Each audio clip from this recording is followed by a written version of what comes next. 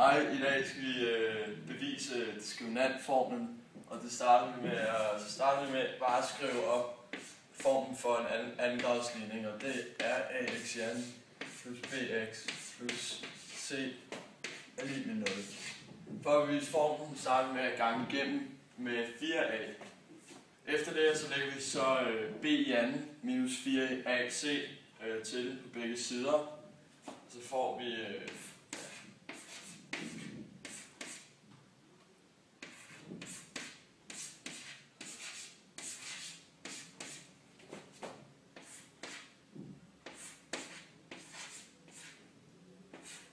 så lægger vi så b i anden minus 4ac lig 0 plus.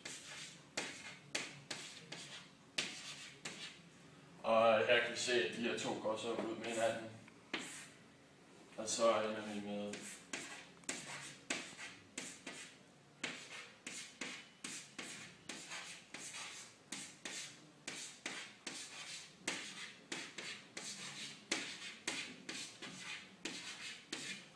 det, der står på den her side af lighedstegnet, det er diskriminanten.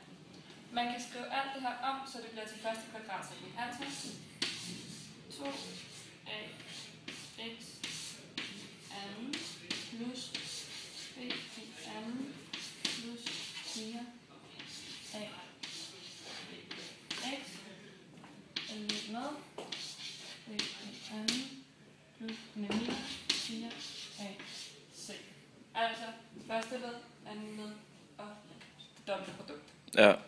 Ja, og til sidst kommer der så bare til at stå første kvadratsætning, som er 2ax plus b anden er lig med b anden. C er mindre end 0, så er der ingen løsning, fordi at noget positivt, altså 2ax plus b i anden er lig med minus d. Det vil aldrig kunne give en løsning, fordi noget positivt aldrig vil kunne blive noget negativt, eller være det samme som noget negativt. Så har vi en anden mulighed, hvilket er, hvis d er lig 0. Hvis vi starter med at skrive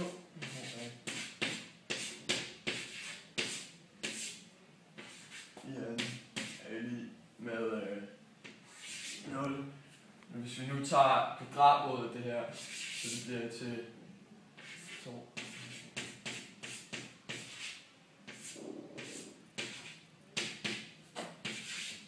Så får vi at 2ax er lig 0. Og så rykker vi 2ax over på den anden side. Vi rykker b over på den anden side, og det er der som er 2a. Så vi får x er lig med minus b divideret med 2a, hvilket giver så en løsning, hvis det er lig med 0. Som vi kan se her, hvilket er x er lig med minus b divideret med 2a.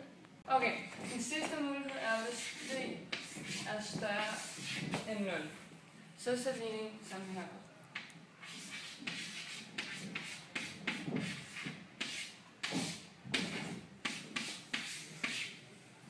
For at skrive, at den her del af ligningen står i anden, så tager vi kvadratroden af på begge sider.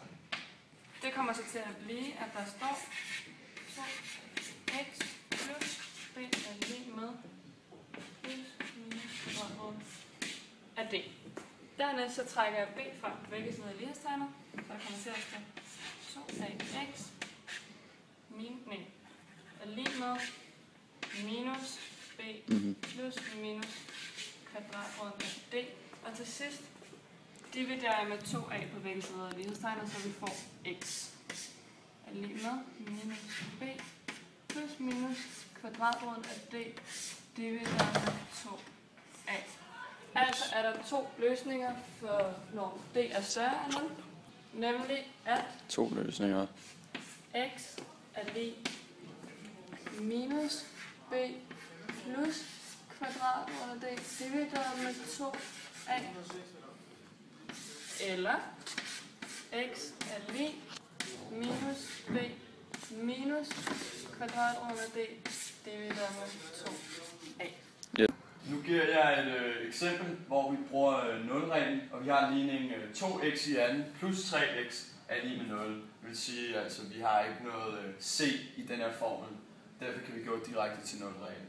Jeg starter med at tage x ud, så vi får x gange 2x plus 3 er lige med 0. Her kan vi så se, at enten x er lige med 0, eller 2x plus 3 er lige med 0.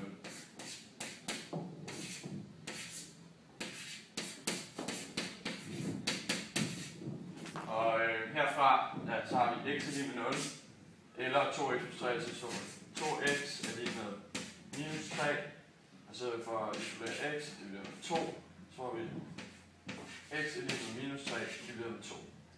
Så vi har, at enten er x er lige med 0, eller, jeg skriver det lige, x er lige med 0, eller x er lige med minus 3, det er med 2.